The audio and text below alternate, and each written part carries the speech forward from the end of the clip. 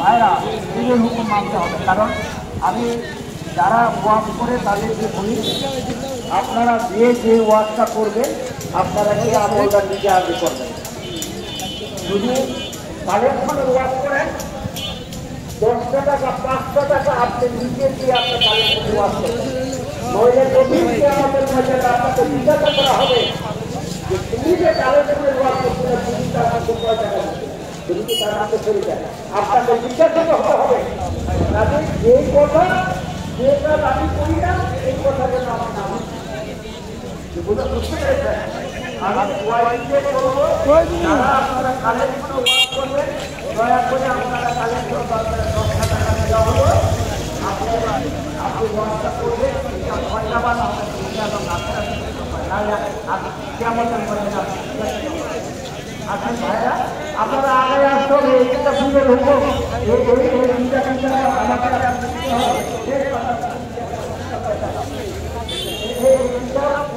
বর্তমান আমাদের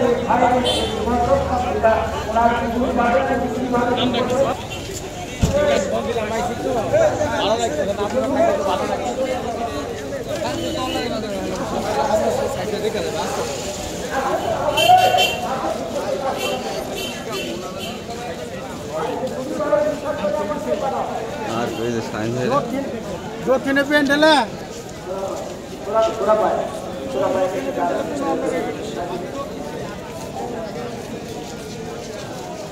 ভাইরা আমার আল্লাহর ওলি আছে, যার জন্য আছে আপনারা কিতাব নেন আর একটু ওনার কথা একটু শুনতে থাকুন।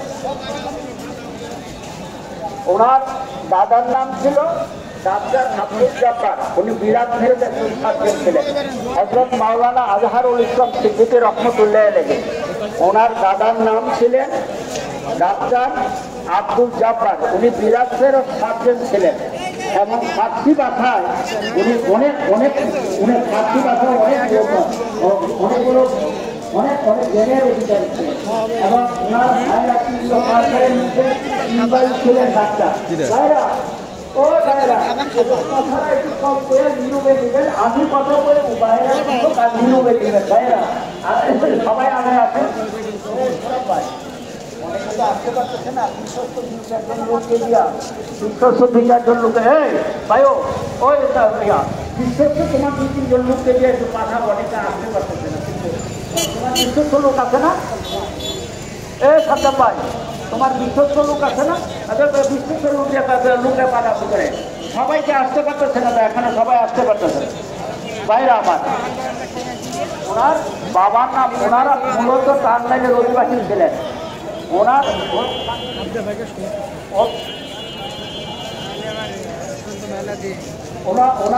আব্বার নাম ছিল মাওলানা নাসিমুজ্জামান আজহারি, নাসিমুজ্জামান আজহারি। কারণ ওনার আব্বা উনি মিশরের আল-আজহার বিশ্ববিদ্যালয়, যে আল-আজহার থেকে উনি পড়াশোনা করে উনি আসছিলেন একজন এত বড় মাওলানা হযরত মাওলানা আজহারুল ইসলাম সিদ্দিকীর রহমতুল্লাহ আলাইহি।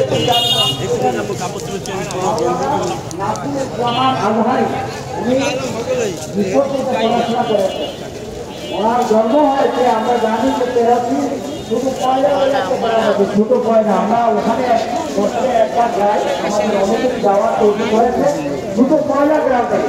1937 সালে উনি জন্মগ্রহণ করেন এবং ছোটবেলায় জন্মের পর যখন 1999 সালে উনি এই দরবারে একটা বয়ান করতেছিলেন। বয়ানটা আমার কানে এখনো বাজে। তিনি বলতেছিলেন, হযরত মাওলানা আজহারুল ইসলাম সিদ্দিকী রহমাতুল্লাহ, উনি বলতেছিলেন যে আমি যখন আমার মায়ের গর্ভে ছিলাম, আমার মা বলেছে যে তিনি দেখলেন যে একদিন গড়টা আলোকিত আর এরপর বুঝতে পারলেন যে ওনার গর্ভে আল্লাহ পাক একটা এবং উনি 1999 সালে হযরত মাওলানা আজহারুল ইসলাম সিদ্দিকী রহমাতুল্লাহ ওনার মায়ের এই ঘটনাটা ওনার ঘরে